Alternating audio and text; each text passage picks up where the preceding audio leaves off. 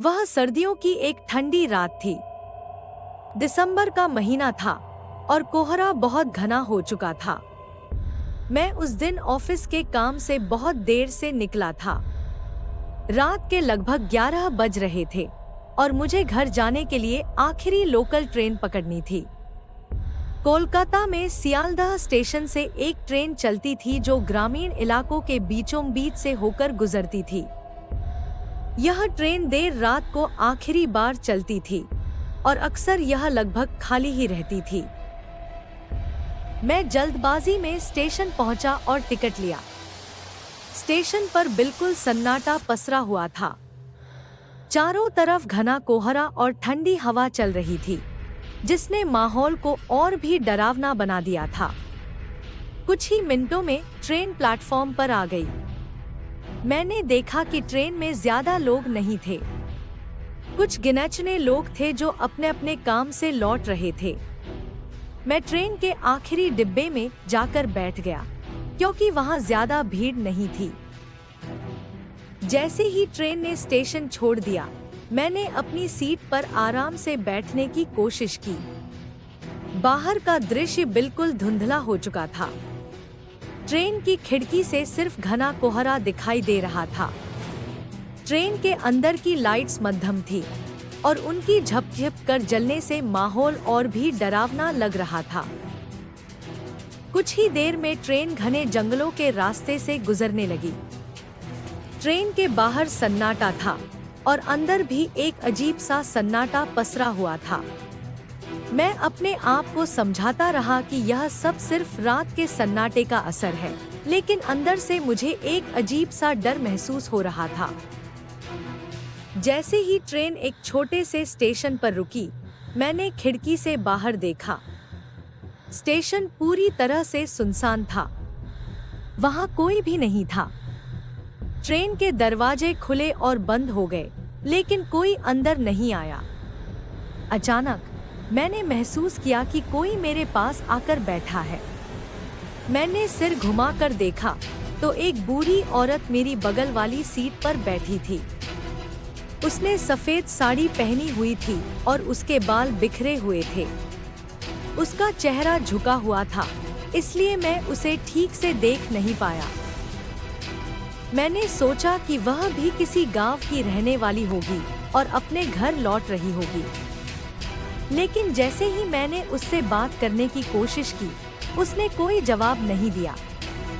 मैंने फिर से उससे पूछा, आप कहाँ तक जा रही हैं, माताजी? लेकिन वह चुपचाप बैठी रही, मानो उसने मेरी बात सुनी ही नहीं हो। उसकी खामोशी मुझे बेचैन करने लगी। ट्रेन धीरे धीरे अपनी रफ्तार पकड़ रही थी। मैंने खिड़की के बाहर झांका तो देखा कि ट्रेन अब घने जंगलों के बीचों बीच से गुजर रही थी। चारों तरफ घना अंधकार और कोहरा फैला हुआ था। ट्रेन के अंदर का माहौल भी अब अजीब लगने लगा था।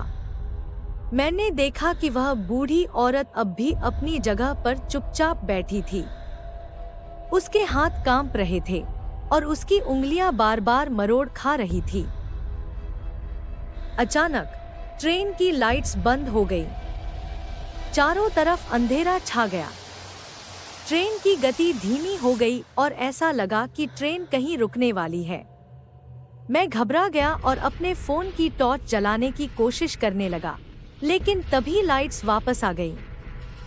जैसे ही लाइट्स जलीं, मैंने देखा कि वह बूढ़ी औरत अब अपनी सीट पर नहीं थी।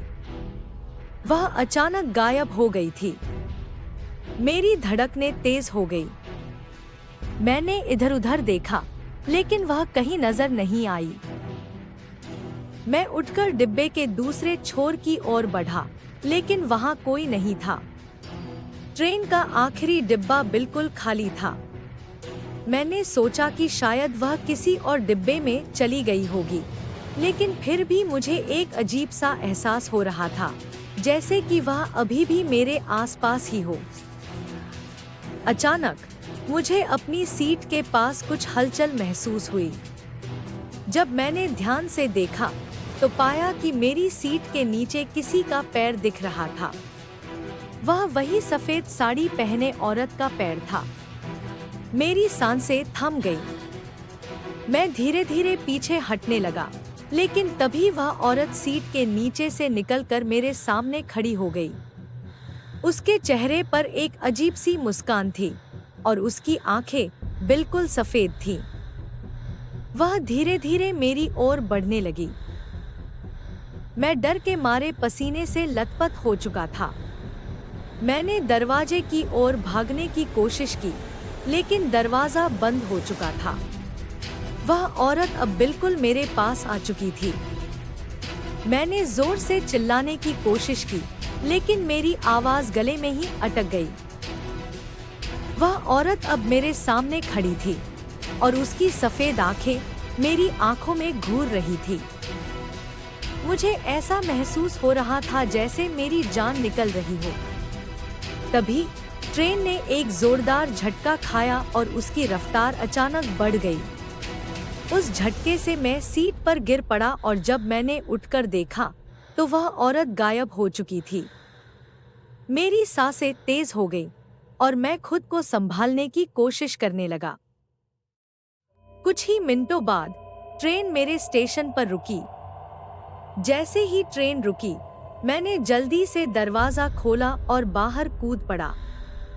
स्टेशन पर कुछ लोग खड़े थे जो मुझे अजीब नजरों से देख रहे थे। मेरी हालत देखकर एक गार्ड मेरे पास आया और पूछा, क्या हुआ साहब, आप ठीक तो हैं?